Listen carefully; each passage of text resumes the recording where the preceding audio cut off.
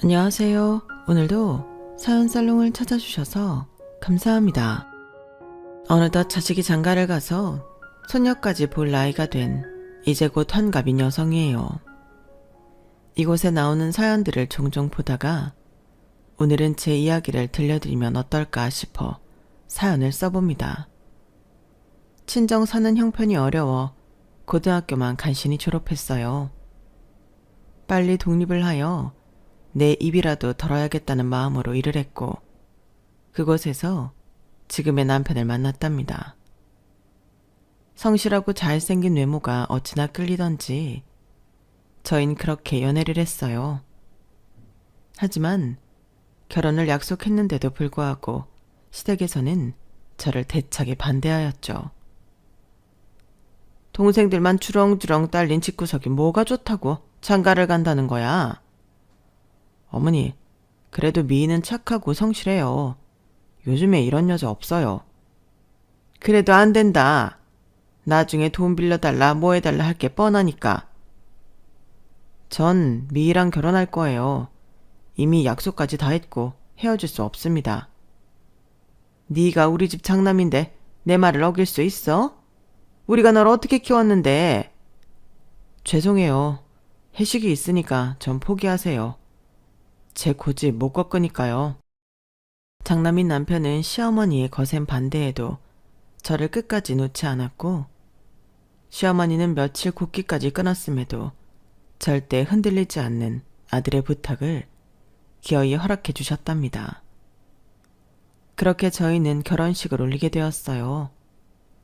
하지만 결혼식을 올리는 날까지도 시어머니는 저를 굉장히 마음에 들어하지 않았고 그것이 저희 친정엄마 마음속에 대못처럼 박혔답니다. 아직도 그날 일을 생각하면 지금도 이렇게 마음이 아파와요. 아무리 없이 산다고 하지만 기부는 해야 할 거 아니야. 한복 꼬라지 하고는 어디 추워 입은 거 마냥 꼴 보기 싫어. 어머니 그만하세요. 장모님 듣겠어요. 들으라지. 지가 들으면 어쩔 거야. 지금 이거 예의에 굉장히 어긋나는 거니까 제발 그만 좀 해주세요. 아들놈 키워봤자 소용없다더니 너 보고 하는 말이구나. 내가 널 어떻게 키웠는데 사돈 편을 들려고 해. 편이 어딨나요? 예의를 지키라는 거지. 사돈은 참 좋겠수다. 기껏 기른 내 금쪽 같은 아들이 사돈 편만 들어서요. 에이 아닙니다. 제가 우리 큰사위한테 잘할게요. 전 그저 애들이 잘 살기를 바라니까요. 아무런 걱정 마세요. 미리 단돌이 치는 거지만 뭐 돈이 필요하다 어쩐다 하면서 우리 아들 등골 뺄 생각 마요. 내가 가만 안 있을 테니까. 그렇게 어려운 사돈짜리임에도 시어머니는 엄마에게 막말을 서슴지 않았고 엄마는 오롯이 제 결혼 생활 위해서 참으셔야 했어요. 나중에 이 얘기를 동생에게 듣고 얼마나 울었는지 불효자식이 된 것만 같았죠. 그럼에도 저흰 결혼을 했고 그날부터 고된 시집살이가 시작이 되었답니다. 시어머니의 뾰족한 한마디 한마디가 얼마나 상처가 되든지 그때 마음속에 피멍이 한가득 들었던 것 같아요. 그래도 참 다행인 건 남편이 늘 제 편이었죠. 된장국인지 찌개인지도 모르는 거 끓여와서는 먹으라는 거냐? 하여간 보고 배운 게 없으니까 이렇게 멍청하지. 국을 끓였는데 입에 안 맞으세요? 그걸 말이라고 해? 네 입은 주둥인가 보다. 맛이라고 없어가지고. 왜요? 맛있기만 한데. 여보, 잘했어. 잘 먹을게. 아침 일찍 힘들었을 텐데. 얼씨구, 푹 치고 장구 치고 아주 다 한다.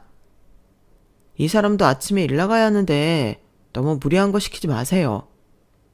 여자 하나 잘못 들어오면 부모 자식 간이고 뭐고 안 보인다는데. 여보 그만하세요. 죄송해요 어머니. 네가 아주 조종을 잘했나 보다. 그런 거 아니에요. 이 사람 좀 그만 잡으세요. 뭘 그렇게 아침부터. 네가 아주 변해도 단단히 변했구나. 내 아들 맞나 싶어. 아, 속상해. 늘 이렇게 남편과 시어머니는 언성을 오가며 싸우게 되었고, 그로 인해 시어머니는 저를 더 미워하게 되었어요. 한다고 하는데도 그저 제 자체가 싫으셨던 어머니였기 때문인지 어머니를 충족시키기란 쉽지 않았어요. 하루는 어머님이 저를 불러다가 할 말이 있다고 하셨어요. 저에게 늘 쌀쌀맞던 어머니였기 때문에 무슨 얘기를 하려나 싶어 잔뜩 긴장한 채로 들어갔는데 어머님이 하신 소리를 듣고 내가 잘해도 여기선 끝이 없겠구나 싶었어요. 너 당분간 애 가질 생각 마라. 우리 철영이 지금 중요한 회사 업무 중이고 우리 집도 네 입 하나 늘었는데 네가 쉬면 되겠어? 악착같이 일하면서 보태. 네, 근데 철영 씨가 아기를 좋아해요. 그래서 지금 이 형편에 애를 낳고 싶어? 그런 게 아니라 그래도 낳게 되면 낳으려고요. 저도 빨리 철영 씨 닮은 아기 하나 낳고 싶기도 하고요. 시어머니는 제 말이 끝나자마자 잔뜩 표정을 구긴 채로 말을 이어가셨고 그 말은 아이를 낳지 말라는 말이었답니다. 우리의 아이 문제까지 관여하시며 말씀하시는 게 기분이 좋지 않았지만 한편으론 어려운 형편에 아이까지 낳으면 더 어려워질 테니 걱정되셔서 하는 소리겠지 하고 애써 저를 다독였죠. 그렇지만 어머님은 다른 생각을 하고 계셨어요. 엄마는 새언니한테 왜 임신하지 말라고 해? 오빠라면 끔찍하면서. 오히려 오빠 자식 보고 싶어 했잖아. 쟤한테서 우리 아들 씨가 나오는 거 싫다. 대충 살다가 이혼시키면 그만이야. 내 아들이 공무원인데 뭐가 모자라서 저런 계약직이랑 결혼을 해? 엄마는 그래도 결혼했는데 언니한테 너무한다. 내가 이래서 시집을 안 간다니까? 시어머님 무서워서. 뒤처져도 한참 뒤처지지. 아휴.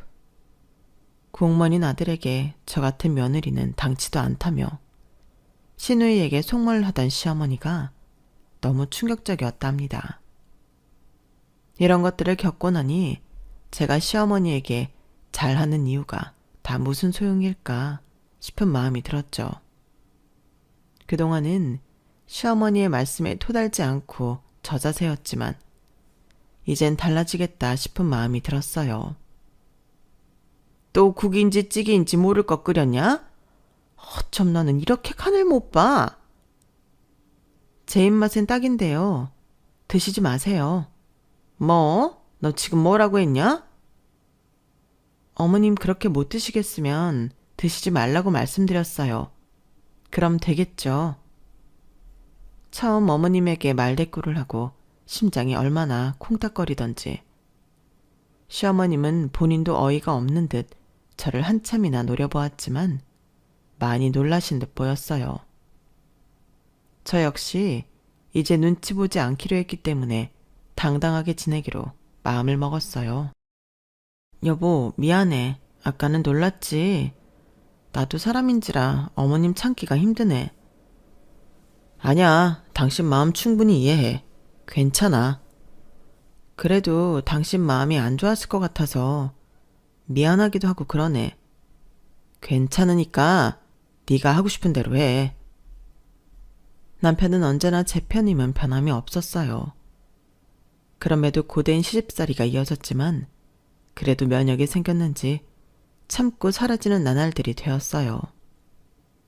살아가는 세월이 1년 1년 될수록 저 역시 살아가는 본능을 알게 됐거든요.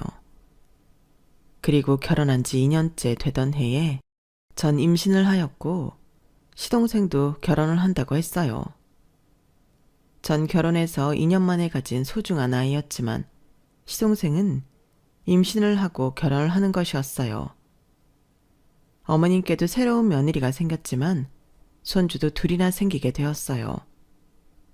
아우, 넌 뭐 한다고 이런 걸 사오니? 몸도 무거운 애가. 얘 큰애야, 과일 내와라. 어머님도 결혼하는 마당에 이렇게 인사는 해야죠. 저희 엄마가 이 정도는 준비해 가는 거라고 하셔서요.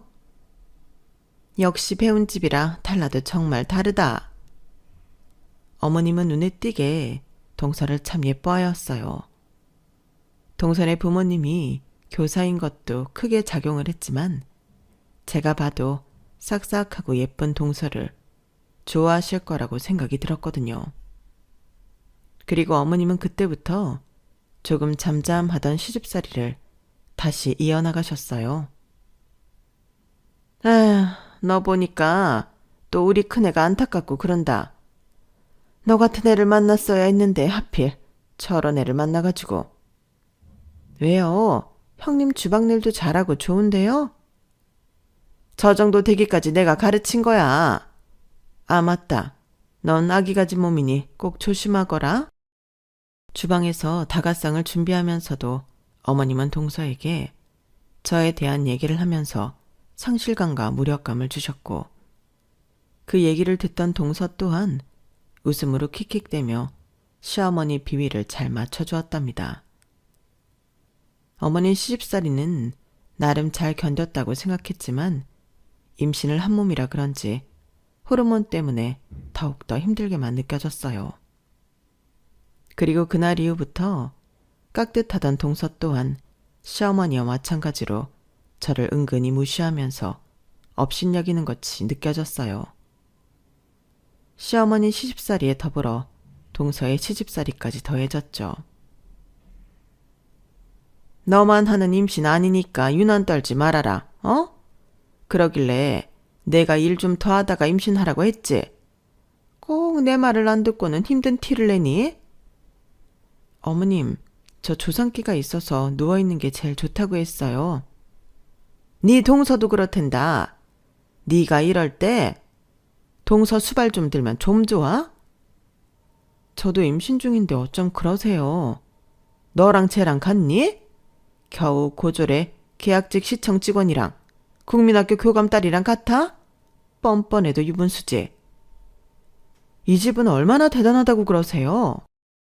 참다 못한 저도 시어머니에게 악다구니를 쓰며 대들었고 그렇게 출혈로 인해 응급 제왕절개 수술을 하게 되었답니다. 다행히 아이와 저는 무사하였지만 시어머니는 이 또한 제 성격 문제라며 탓을 하였어요. 순진한 척 착한 척 하던 네가 결국 본색을 드러낼 줄 알았지. 그러니 애도 빨리 나오지. 너 우리 장손한테 문제 있으면 가만 안 둘 줄 알아? 엄마, 그만 좀 하세요. 지금 이 사람 힘들어하는 거 안 보이세요? 너 우리 장남 맞냐? 내 잘못이야? 제가 어쩌다 이 지경이 됐는데 나한테 악다구니 쓰다가 저 지경 된 거라고. 엄마가 오죽하셨어야죠. 그만하세요.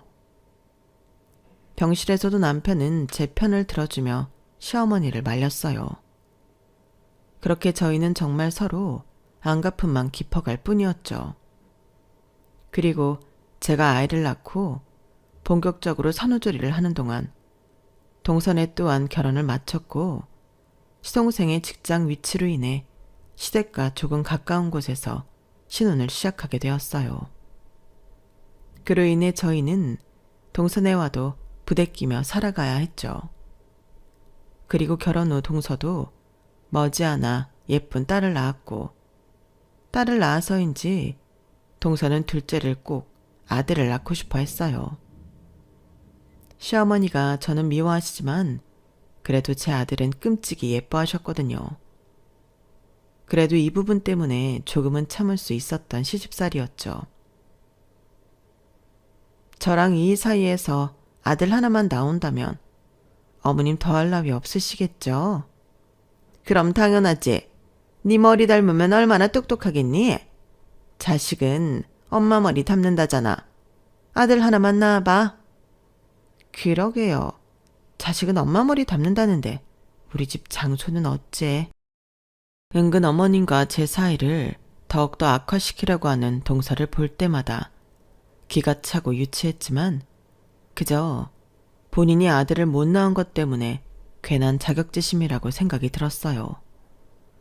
시어머니의 남아 선호 사상으로 인해 재산 문제가 있을까봐 그랬던 것이었죠.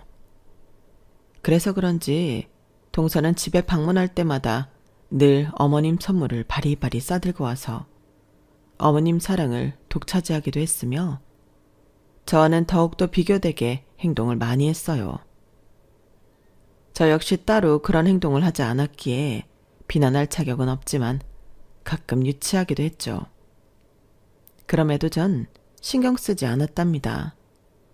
어차피 시어머니와 제 관계는 풀어질 관계가 아니라고 생각했고 동서가 아무리 저렇게 해도 전 눈 하나 깜짝하지 않았거든요. 하지만 이 와중에 더욱더 마음 상하는 일이 발생했어요.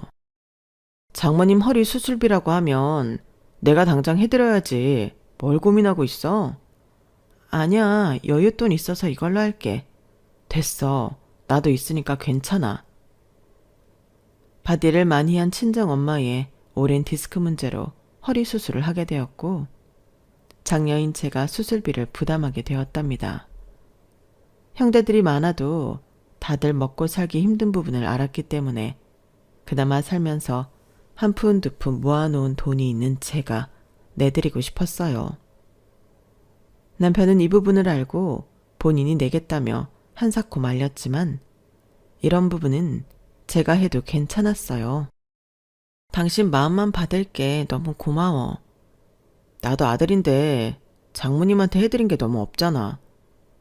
근데 그 순간 저희 이야기를 엿들으셨는지 시어머니가 저희 방문을 열고 벌컥 들어오셨답니다.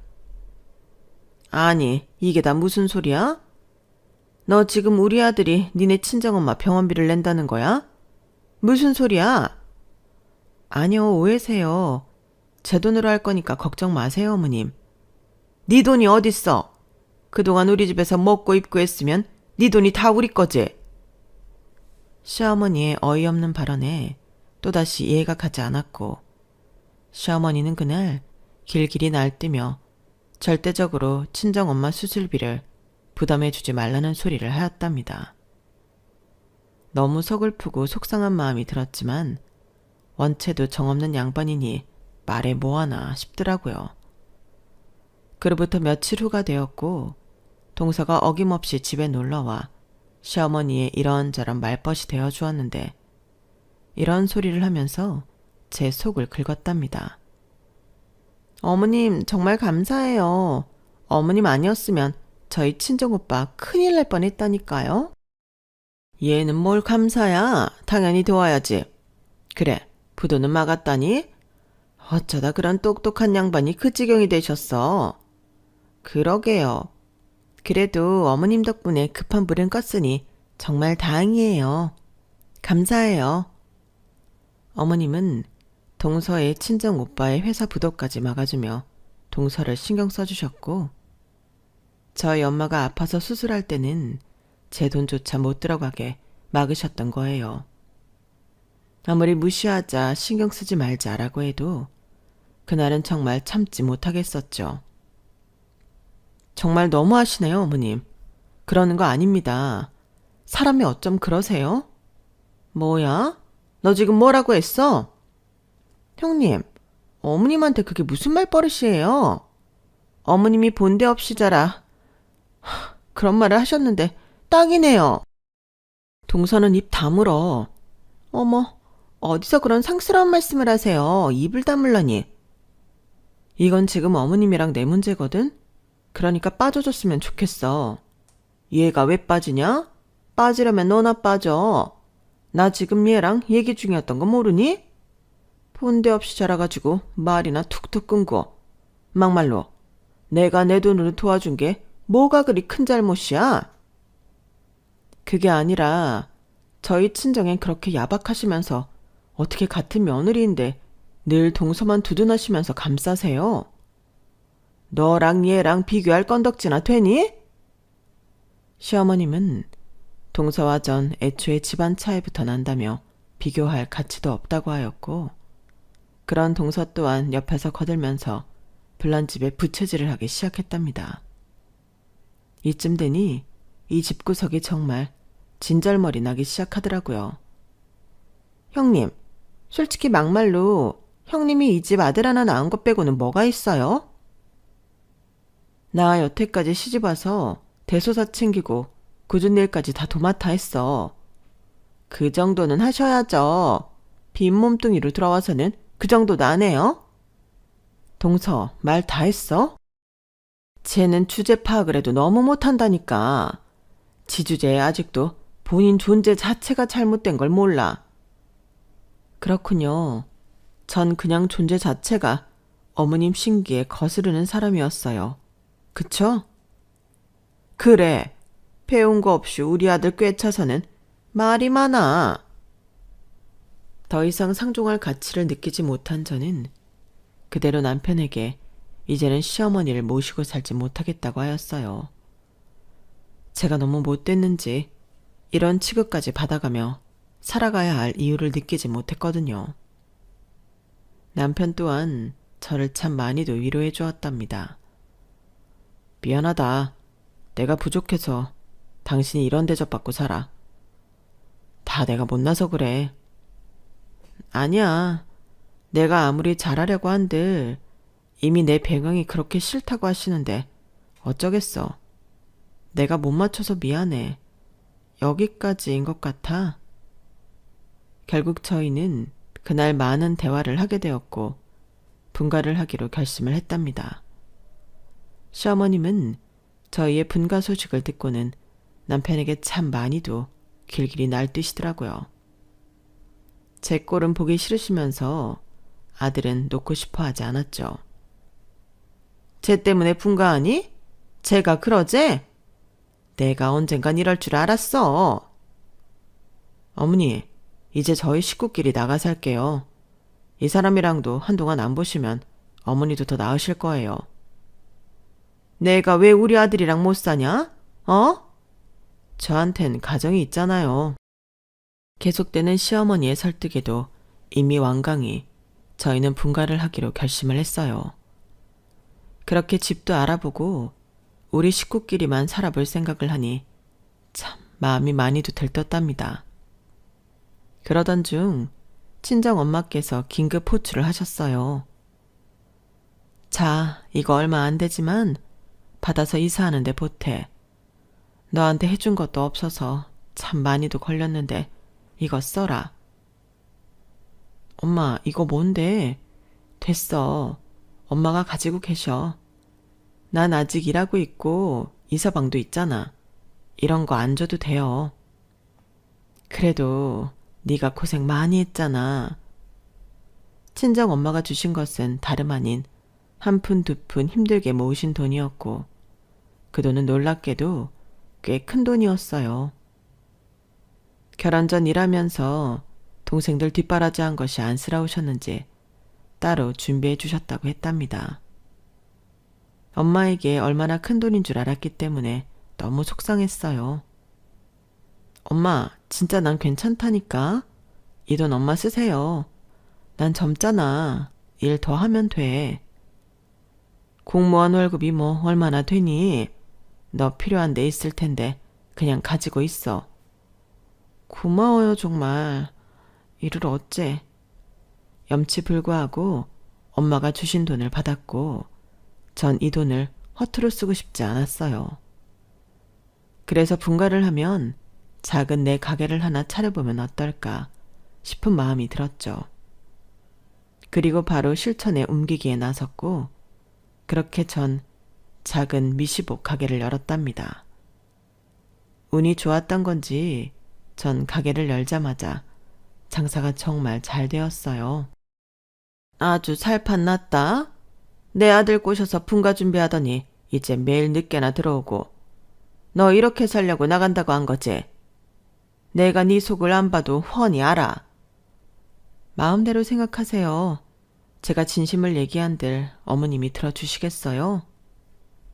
그렇게 어머님과의 관계는 극한으로 치닫고 있었고 전 하루빨리 이사갈 날만 기다렸어요. 이제 꽃길만 있을 것 같던 그때 시어머니는 뇌졸중이 오셔서 쓰러지게 되셨고 중환자실을 거쳐 퇴원을 하게 되었답니다. 어머님 괜찮으세요? 큰일 날 뻔하셨어요. 조금만 늦었으면. 내가 없어져야 네가 좋은 거 아니니? 어머님, 무슨 말씀을 그렇게 하세요? 이 사람이 어머니 병원에서 계속 밤샘하면서 울었어요. 쇼인 거 다 안다. 뇌졸중으로 쓰러지신 뒤 며칠 만에 깨어나신 어머님은 깨어나자마자 역시 같은 말을 하였고 한편으론 다행이란 생각이 들었어요. 너무 미웠고 원망했지만 내심 쓰러졌을 때 얼마나 죄책감이 들던지 눈물부터 나왔거든요. 우리 어머님 큰일 날 뻔했네요. 어머님, 저랑 같이 가세요. 반쪽된 거 봐. 형님, 이제 어머님은 제가 케어할 테니까 볼일 보세요. 재수 씨는 지금까지 코빼기도 안 비추다가 어머니 퇴원하니까 오시네요. 어머, 아주버님, 저도 어머니 걱정을 얼마나 했는데 그러세요? 그래, 쟤보단 우리 둘째가 했겠지. 같이 가자꾸나. 내가 뇌졸중 온 것도 너 때문이야. 풍가한다 설치지만 않았어도 눈 뜨자마자 제 면상이니 속 터지네 또. 그쵸, 좋은 걸 많이 보셔야 할 텐데 이제 저랑 같이 가세요. 그래, 우리 둘째가 최고다. 저는 역시나 안중에도 없고 동서와 손을 잡고 나가시는데 참 한결같은 어머님 모습에 웃음이 나왔답니다. 그리고 저희는 당분간 분가를 미뤄두기로 했어요. 그래도 아픈 어머님을 두고 나가기가 신경이 많이 쓰이기도 했고 어머님이 쓰러지셨을 때 최선을 다해서 간호해드리고 싶은 마음이 들었거든요. 진작에 안 나간다고 했어야지. 하여튼 이럴 걸 그렇게 사람 스트레스 받게 해? 어머님 몸 괜찮아지시면 바로 나갈 거니까 제 얼굴 보기 싫으시면 얼른 쾌차하세요. 넌 보기 싫은데 우리 아들은 끼고 살아야겠으니까 그렇게 알아. 그렇게 불편한 동거가 계속되었답니다. 전 틈틈이 가게 보랴 어머님 식사 챙겨드리랴 정말 몸이 부서져라 바빴지만 그래도 그 어느 때보다 바쁘고 행복했어요. 늘 저보고 쓰잘데기 없다고 하는 시어머니를 제 힘으로 보살피고 이렇게 살림에도 보탬이 될 수 있다는 게 참 자존감이 많이 올라갔거든요. 절 미워하고 싫어하던 시어머님도 몸이 불편하셔서 제 의지를 많이 해서 그런지 나름 누그러지시기도 하였어요. 이렇게 고부간이 서서히 갈등이 풀려가던 그때였죠. 뭐? 집까지 팔아? 미친 거 아니냐? 어머님, 그게 사실 저도 잘 살아보겠다고 그런 거예요. 이 사람이랑 둘이서 어떻게든 어머님 호강시켜드리려고 그런 건데 너무하세요. 그게 아니라 어쩌다 그런 큰 돈을 날려? 알고 보니 동서는 그동안 집까지 팔아 주식에 매진하고 있었고 모든 것을 다 날려먹은 상태에서 시어머니에게 도움을 청하고 있던 거였어요. 그렇게 예뻐하고 아끼던 둘째 며느리의 몰락 소식에 시어머니도 난처해하였죠. 제가 어머님 말년에 정말 잘 살게 해드리고 싶어서 그런 건데 그래도 그렇지 이제 어쩔 거냐? 어머님 가지고 계신 땅 좀 팔아서 어떻게 안 될까요? 너희 부부가 진작에 달라고 해서 다 줬잖아. 진짜 속상해. 어머님이 간간히 동서네를 도와주고 있었다는 것은 알았지만 더 이상 도와줄 수 없는 형편까지 된 줄은 몰랐어요. 이 말을 듣고는 기가 막혔답니다. 하지만 원래도 바라는 게 없었기 때문에 전 아무렇지도 않았죠. 그럼 저희가 여기 들어와 사는 건 어때요? 어차피 형님네는 분가하기로 하신 거잖아요. 저희가 들어올게요. 뭐? 너희가? 동서, 얘기 중에 미안한데 지금 어머님이 몸이 많이 안 좋으시잖아. 그래서요. 형님은 빠지세요. 뭐? 무슨 말이 그래. 그리고 어머님 몸이 안 좋으신데 동서가 일일이 케어할 수나 있겠어? 아이고, 고양이 쥐 생각해주냐? 너보단 얘가 낫겠지. 그러니까요. 형님, 어머님이 형님을 얼마나 싫어하는지 아시잖아요. 또다시 두 고부에 힘이 쭉 빠져버렸답니다. 어머님께 정말 잘해드리고 싶었고 그래도 마지막에 관계 개선에 여지가 있다고 생각했는데 어머님이 동서 앞에서 저리 말씀하시는 바람에 역시나 힘이 빠져버렸죠. 그래, 그럼 언제 들어올 수 있어? 당장이라도 가능해요. 어머니, 저희가 진짜 잘 모실게요. 아, 맞다. 형님. 그리고 돌이라는 게 원래 장남이 부모님을 모시는 거잖아요? 근데 저희가 모시는 거니까 월 100만 원씩 주세요. 동서, 어머님 잘 모실 수 있어? 당연하죠. 형님보다야 제가 100배 낫죠. 그리고 어머님도 그게 더 편하실 테고요. 그쵸, 어머님? 그래, 너 그렇게 장사 잘 된다며. 네 동서한테 살림꾼이 생활비 100만 원씩 줘라. 두 고부의 뻔뻔한 발언에 할 말을 잃었고 또다시 시어머님의 억지스러운 모습과 동서의 이기적인 모습에 없던 정까지 떨어졌어요. 그렇게 저흰 분가를 하게 되었어요. 남편은 오히려 잘 되었다고 하더군요. 내가 당신한테 할 말이 없다. 참 미안해. 어머니도 왜 저러시는지. 아니야, 당신도 충분히 할 만큼 했어. 나 이제 정말로 당신 식구들 신경 하나도 안 쓸 거야. 그것만 알아도 너무 섭섭해하지 말라고 미리 말하는 거야. 그렇게 저희는 이사를 가게 되었고 전 동서에게 만며느리의 도리는 다 해야 할 것 같아 월 100만 원씩 흔쾌히 준다고 하였답니다. 동서는 제가 100만 원씩 준다고 하자 입이 찢어지게 웃더라고요. 형님도 어머님이랑 사이 안 좋으신데 이렇게 지내는 것보다 훨 나으실 거예요. 어머님은 제가 잘 모실게요. 그러니까 너무 걱정하지 마세요. 그래, 잘 모셔. 나보다 잘하겠지. 너 우리 아들 밥 굶기지 마. 시어머님은 끝까지 저희가 나갈 때 제 얼굴도 보지 않으셨답니다. 뭐가 그렇게 저한테 화나는 게 많으신 건지 그때도 의아했지만 이젠 더 신경 쓰고 싶지 않았어요. 전 그렇게 의류 사업에만 매달렸고 오히려 사업이 훨씬 더 잘 되었어요. 제 사업이 잘 된다는 소식을 시어머니와 동서도 들었는지 왜 한 번을 안 놀러 오냐며 동서가 은근슬쩍 전화를 하더라고요. 하지만 이젠 바쁘기도 하고 신경 쓰고 싶지 않았기에 그 전화조차도 무시했어요. 그러자 동서가 가게로 찾아왔답니다. 형님, 장사 되게 잘 되시네요? 내가 사업에 소질이 있더라고. 그럼 100만 원이 아니라 200씩 주셔야겠는데요? 어머니 저한테 맡겨놓고 이렇게 혼자만 잘 나가면 안 되죠? 동서, 나한테 돈 맡겨놨어? 형님이 모시던 어머님 제가 모셔줬으면 당연히 보상을 해줘야죠.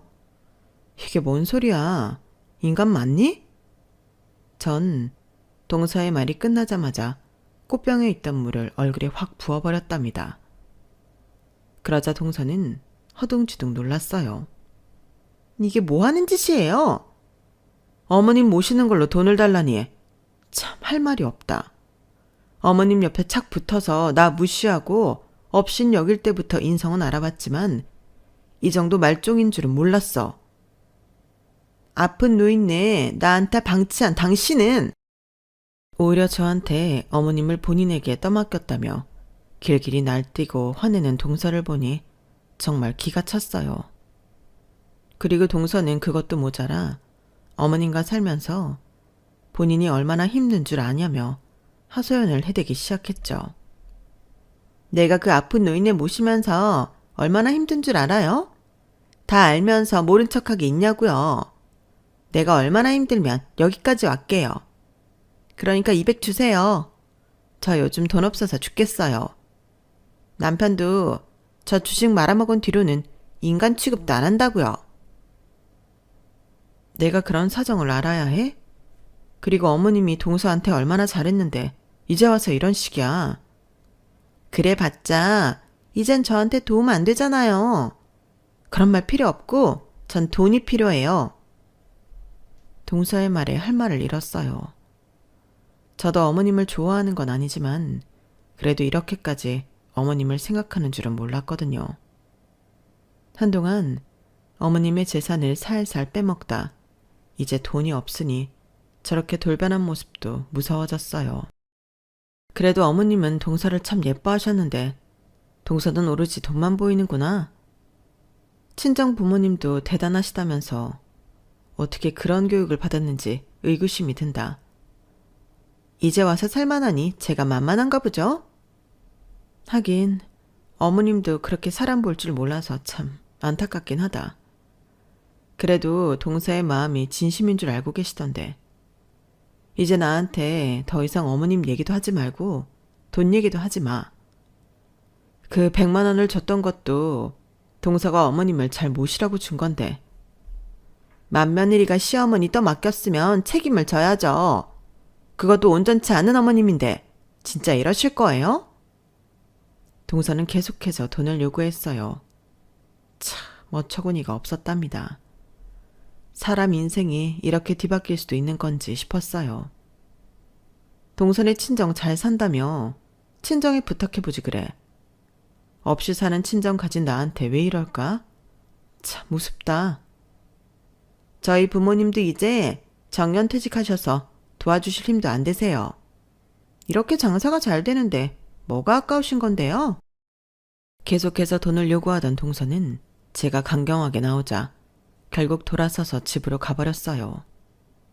그리고 전 이대로 있으면 안 될 것 같아 다음날 시어머니 댁을 찾았고 시어머니 앞에선 또다시 언제 그랬냐는 듯 알랑방귀를 뀌는 동서의 모습을 보게 되었답니다. 형님이 어쩐 일이세요? 절대 안 오실 줄 알았는데. 어머님이 계시니까 와봐야지. 네가 내 생각하기는 하니? 내가 아픈 것도 다 너 때문이야. 생각해보면 네가 이 집에 들어와서 잘 된 게 하나도 없어. 시어머니는 오랜만에 방문한 저에게 모진 말을 하셨죠. 역시나 동서는 시어머니에게 제 이야기를 하기 시작했어요. 어머님, 어떻게 보면 형님 저렇게 가게도 잘 되고 하는 게 아주버님 덕분 아닌가요? 그렇지. 뭐 가게가 잘 된다고 하던데 잘 돼 봤자지. 제 운으론 어림없어. 철영 씨가 외조를 잘해주는 건 맞지만 그래도 저도 열심히 하거든요. 네가 보고 배운 게 없는데 뭘 얼마나 잘한다는 거냐?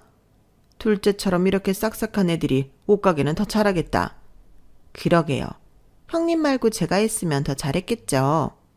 근데 형님은 이 집에 생활비 주는 것도 아까워 죽겠나 봐요. 그동안 먹고 입고 여기서 살았으면 당연히 줘야지. 뭐가 아깝다는 거야?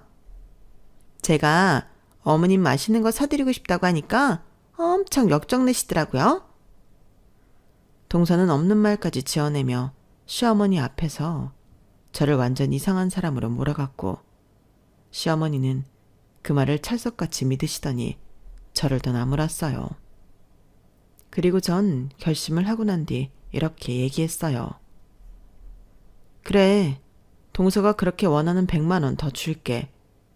그런 식으로 하는데 줘야지. 그러게, 진작 어제 주셨으면 좋았잖아요. 왜 꼭 이렇게 어머님한테 얘기하게 하세요?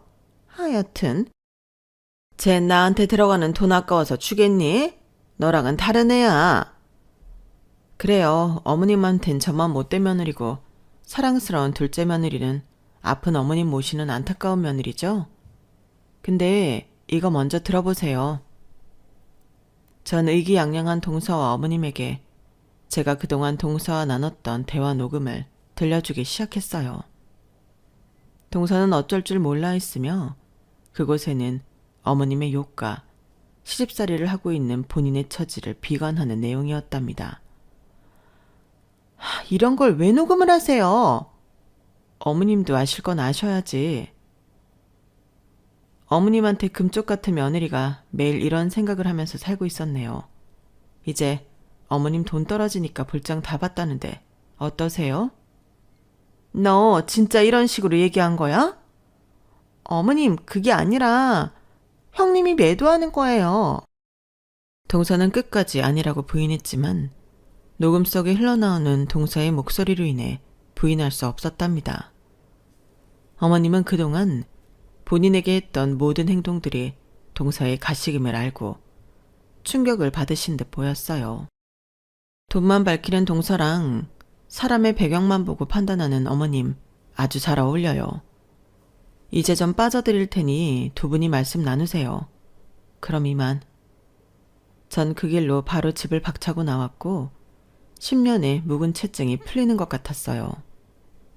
그리고 전 모든 시댁 식구들에게 동서의 만행을 폭로하기 위해 녹음 파일들을 제각각 사람들에게 보냈고 그 결과 시누이부터 시동생까지 난리가 났어요. 그리고 전 남편에게 시댁과의 절연을 선언했어요.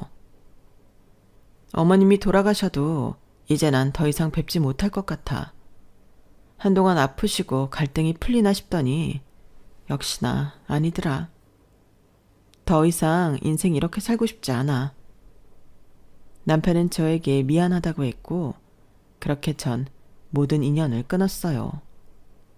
시누이는 엄마가 나이 들어서 그런 거다라며 저보고 이해하라고 했지만 시집살이부터 시작해서 상처받은 것이 한두 개가 아니었기 때문에 더 이상 어머님을 뵙기란 힘들더라고요.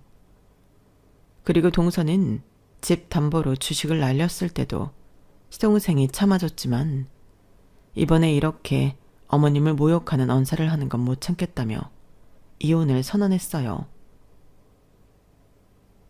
이제야 속이 풀리세요? 아니, 안 풀려. 내가 왜 풀리겠어? 그냥 동서가 지은 죄 받는 건데. 형님 순진한 척 착한 척 하면서 남 뒤통수 치는 버릇이네요. 동서에 비하면 난 세 발의 피지. 더 이상 찾아오지 마. 이제 남이잖아. 그래요.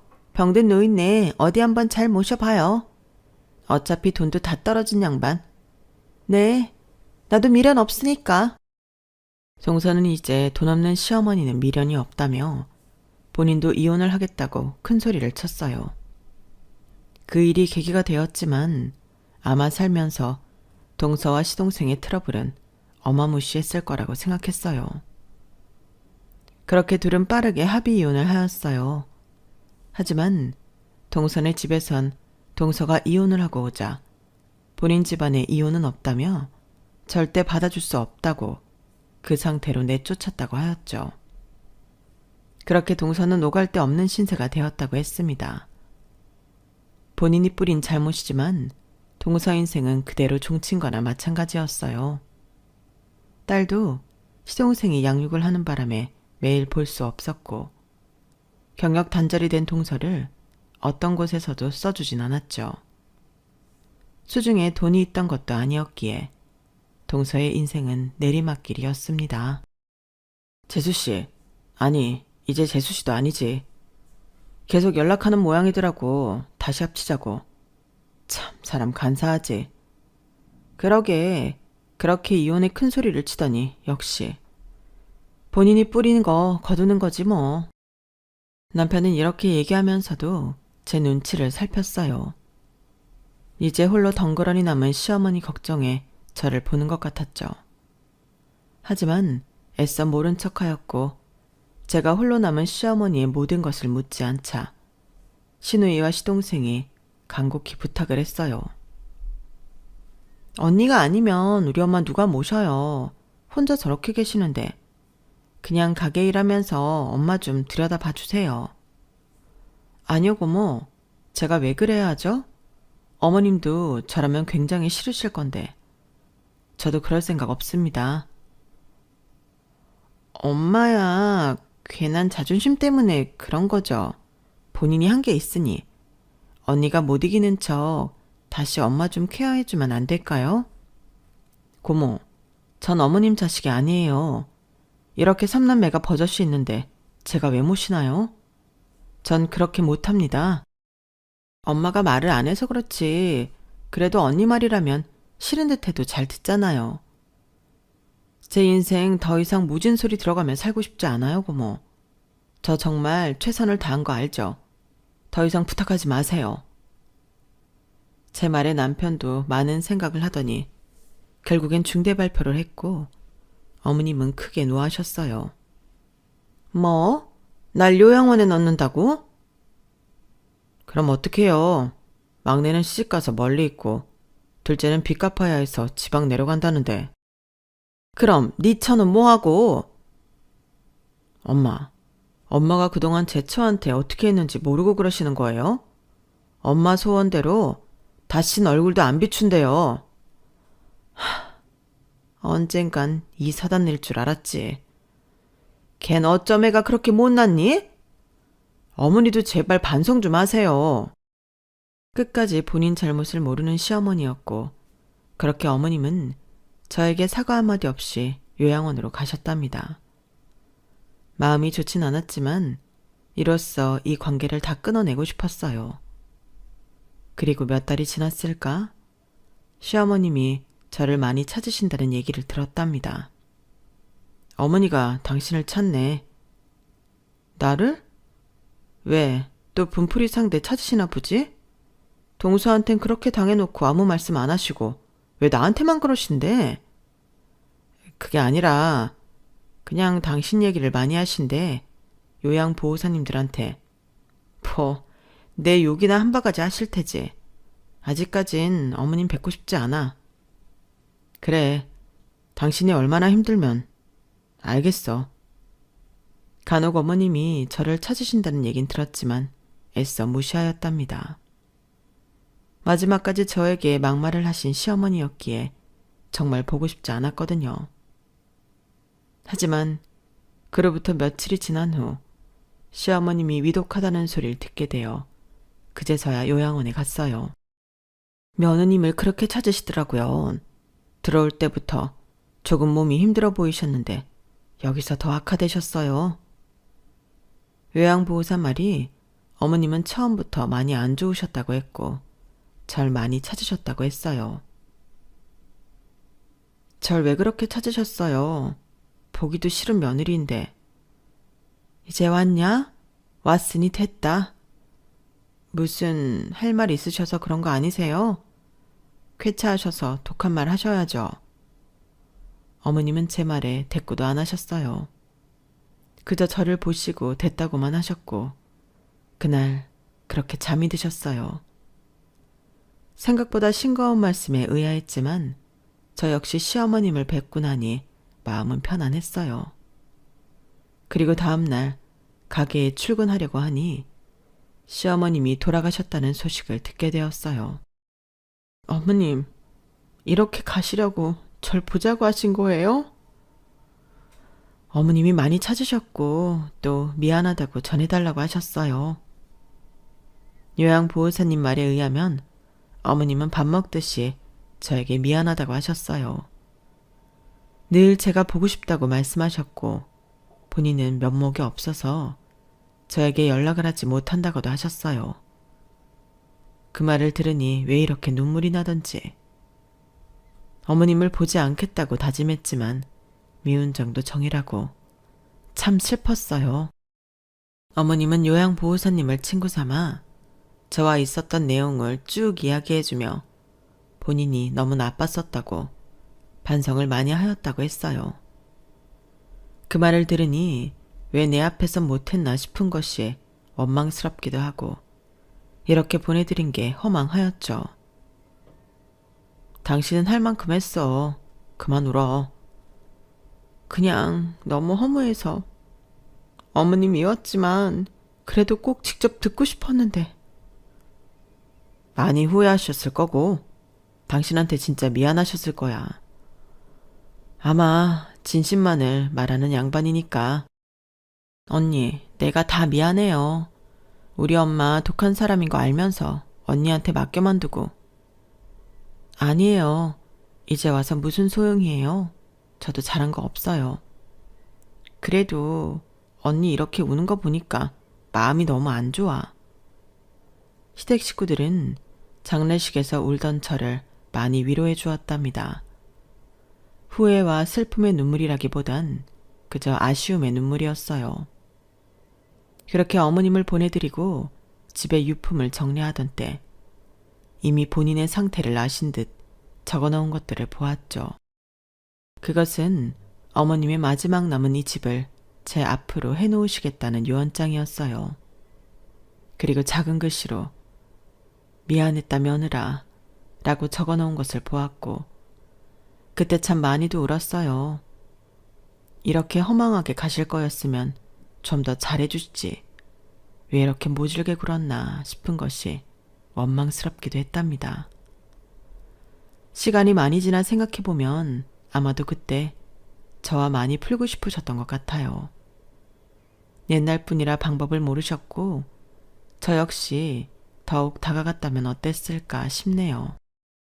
유언은 빠르게 정리되었고 다행히 어머님이 저에게 어떤 행동들을 하셨고 저를 얼마나 미워했는 줄 시댁 식구들은 다 알았기 때문에 어머님 집을 저에게 주는 것에 대한 거부감은 없었어요. 아마 본인 자식들을 잘 알아서 이렇게 제 앞으로 해놓으신 것 같았죠. 독하고 무서웠지만 그래도 자식들을 잘 키워놓으신 어머님이셨기에 다른 시댁 식구들은 참 모나지 않고 저를 많이도 이해해 주었답니다. 이거 하나만큼은 시어머님께 감사한 마음이 들더라고요. 하지만 아직까지도 가슴에 한은 남아있어요. 그래도 다행인 건 이렇게 사면으로나마 사과를 받았고 그에 따른 보상을 받았다고는 생각합니다. 제가 환갑이 다 되는 나이까지 살아보니 인생 참 별거 없더라고요. 좋아하는 사람한텐 아낌없이 사랑을, 그리고 질투와 시기는 무용지물이라는 것을 많이도 느끼며 살고 있어요. 아들이 결혼도 하여 손녀까지 있는데 전체 며느리한테 식구처럼 다가가고 있답니다. 제가 시어머니와 지내지 못했던 그런 감정들을 며느리를 통해 많이 느끼고 있어요. 오늘같이 눈 내리는 밤이면 시어머니가 많이 생각이 나는데 어머님도 좋은 곳 가셔서 잘 지내시고 있을 거라고 생각해요. 힘든 과거였지만 지금은 추억이 되었네요. 제 글을 들어주셔서 감사드리고 후회 없는 날을 보내시길 바라겠습니다. 여러분, 사연 댓글에 응원과 현명한 조언 부탁드려요. 좋아요와 구독은 저에게 큰 힘이 됩니다. 오늘도 좋은 일 가득하세요.